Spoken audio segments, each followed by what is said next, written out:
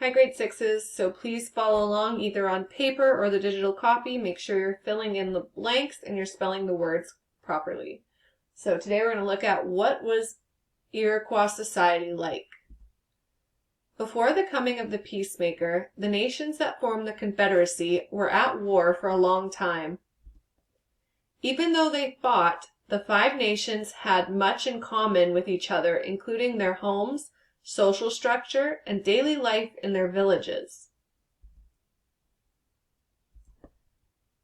The 6 nations that make up the Iroquois Confederacy are the Mohawk, Onondaga, Oneida, Cayuga, Seneca, Tuscarora, and even though each nation exists independently, through the Great Law of Peace, they identify as being only one group of people.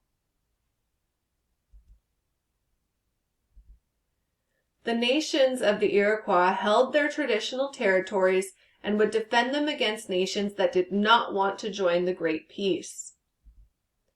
If members of one nation in the Confederacy traveled to the lands of another Confederacy nation, they would be welcomed, fed, and sheltered. The bonds between the 6 nations were unbreakable, so long as they followed the Great Law of Peace.